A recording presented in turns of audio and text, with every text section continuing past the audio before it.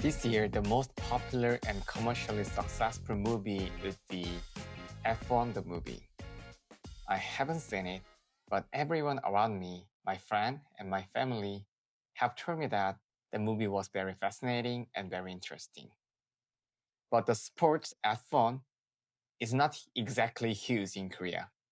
It's not something most Korean people grew up watching, but thanks to this movie, I have started to notice that more and more Korean people are getting curious about these sports, and some of them have become a fan of this sport.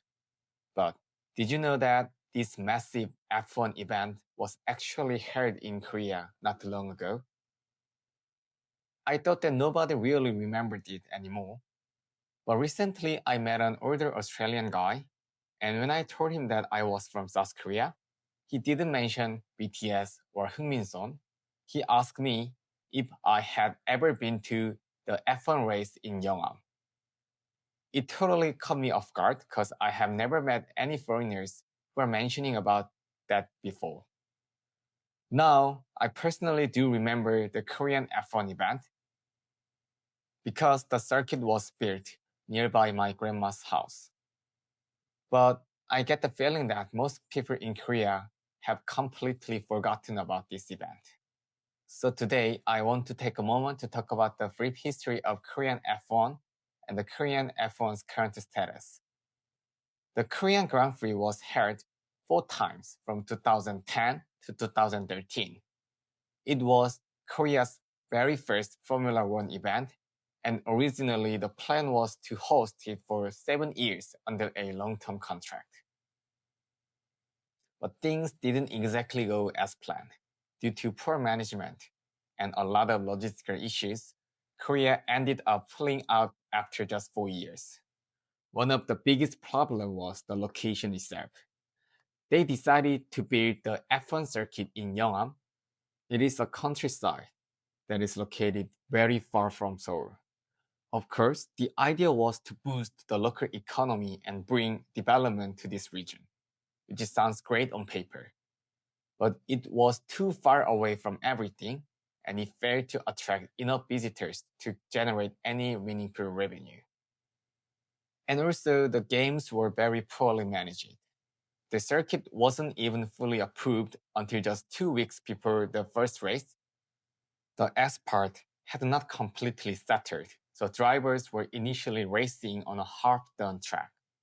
And that was not the only issue. Yeongnam, the city hosting the game, was not a tourist destination to begin with. There were not many proper hotels to accommodate all the teams, staff, and the fans. So people ended up staying in very old, outdated motels, often at ridiculously inflated prices. On top of that, F1 culture was still very new to most Koreans. Many local spectators didn't quite understand F1 etiquette, and that led to some awkward, even embarrassing moments in front of seasoned international F1 fans. In the end, the Korean Grand Prix left behind little more than regret. The return on investment was disappointing, and the event itself quietly disappeared into history. But here's the thing. Korea's F1 story is not over just yet. It might have ended in Yeongam, but now a new challenger is stepping up, which is Incheon City. Right now, the city of Incheon is doing everything it can to host a brand new Korean Grand Prix in 2027. This time, instead of building a circuit in the middle of nowhere, they are aiming for a street circuit using actual roads and streets within the city. They are currently considering 3 areas: Songdo, Cheongla, and Yeongjong Island, all of which are part of Incheon's modern urban zones. To see if this plan is realistic, Incheon has already started a pre-feasibility study. It is being conducted by Korean experts in partnership with a German company, which is specializing in racing circuit design. So, Incheon is clearly taking this opportunity very seriously. If it all works out, we might just see Formula One return to Korea.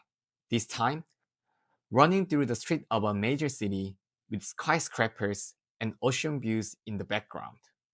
Compared to Yeongnam, Incheon is a much more practical and strategic location for hosting an international event like F1. Anyone anyone who has ever been to Korea would know that. Incheon National Airport is the country's biggest airport. It is where almost all international flights arrive and depart. And it is right next to Seoul, which is just 1 hour away. That means that the city already has hotels, public transport, and tourism infrastructures all in place. They are not building from scratch, they are upgrading what already works.